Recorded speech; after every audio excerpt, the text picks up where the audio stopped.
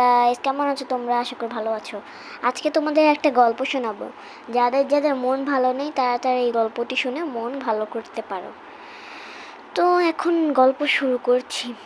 তো ছিল একটা ছেলে, তার নাম ছিল চঙ্কু। চঙ্কু হচ্ছে মেয়েদের সাথে থাকতে বেশি পছন্দ করতো। আচ্ছা, তাদের ক্লাসে একটা মেয়েকে পছন্দ করতো, যার নাম রিয়া। রিয়া ছিল খুব দেখতে সুন্দর একটি মেয়ে, সুন্দর মেয়ে। সব ক্লাসের ছেলেরাই রিয়ার প্রেমে পাগল। রিয়ার রোল ছিল রিয়া ট্যালেন্টফুল, অনেক ট্যালেন্টেড। তার সাথে কেউ পার পেতে পারে না, কেউ পরীক্ষা দিলে টিকতে পারে না তার সাথে। সে এমনভাবে পড়ালেখা করে যেন তার পুরো রোল একের মধ্যেই থাকতে হবে। একদিন চঙ্কুর মা বাবা বলে, কিরে চঙ্কু, আজকে না তোদের পরীক্ষার রেজাল্ট বার হওয়ার কথা। চঙ্কু কালকে পরীক্ষা দিয়েছিল মাধ্যমিক। চঙ্কু এক সপ্তাহ আগে মাধ্যমিক পরীক্ষা দিয়েছিল। চঙ্কু বলে, আরে মা, রেজাল্ট ওই ডাক্তারের ছেলেটা না যেন ফেল করে গেছে। তারপর আমি তোর রেজাল্ট জানার জন্য চেয়েছি, বল তোর রেজাল্ট কি? আরে মা, জানো ইঞ্জিনিয়ারের ছেলেটাও ফেল করে গেছে। আর কি রে, তোর রেজাল্টটা বল, আমি তো আর কোনো কেউ রেজাল্ট শুনতে চাই না। আরে মা, কি বলি না, জানো আমাদের ক্লাসে যার রোল এক রিয়াও জানো ফেল করে গেছে। আরে আমি তোরটা জানতে চেয়েছি।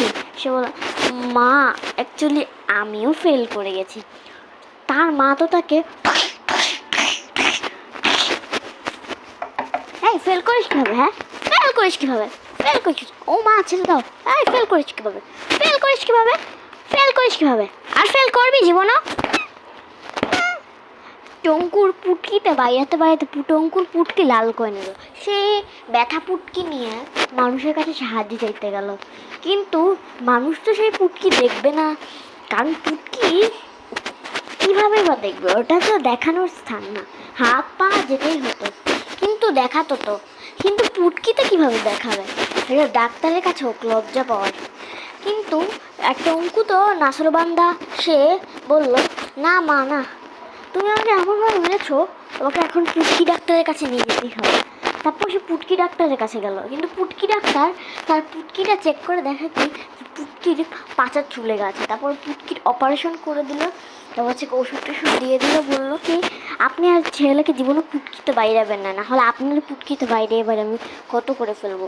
তারপর একদিন রাস্তা দিয়ে রিয়া হেঁটে যাচ্ছিল। রিয়া টঙ্কুকে বলে, কী রে টঙ্কু, কী অবস্থা? তুই নাকি পরীক্ষায় ফেল করছিস, আর আমার নাম দিস আমিও নাকি পরীক্ষায় ফেল করছি। আমি তো পরীক্ষা 100-তে 100 পাইছি, তোরে কেডাই বলছে? আরে আর কইস না, মা সেই মারা মারবো দেখা, আমি তোর নাম দিয়া দিছি রে রিয়া। সরি রিয়া, আমি তো অনেক ভুল করে ফেলছি। ও আচ্ছা, ঠিক আছে, কোনো ব্যাপার না, বন্ধুত্বের ভিতরে এমন ভুল হইতেই পারে। আচ্ছা তুই কই যাস? সে টঙ্কুকে বলে। টঙ্কু বলে, রে একটু বন্ধুদের লাগে আড্ডা দিতে যায়। রিয়াকে বলে, এই রিয়া তুই কই যাস? আমি একটু যাইতাছি, এই যে পাশে রিমার বাড়ি। রিমা? আরে রিমা ফেল করছে, ওর বাড়িতে যাস না তো, ফেল করলে কেসো আমার বান্ধবী না? আরে ধুরো, তুই রিমার বাড়ি যাস, বাড়িখানে যাস। আচ্ছা শোন, আজকে না আমি বিকালবেলা একটু আমার সাথে দেখা করিস তো, আমার একটা জরুরি কথা আছে। আচ্ছা ঠিক আছে। এভাবে বিকাল হওয়ার পর টঙ্কু আসে, আর একটা গোলাপ নিয়ে হাতে দাঁড়িয়েছিল। আর রিয়া আসে তার সামনে। কি হয়েছে এবার বল, কি দরকার?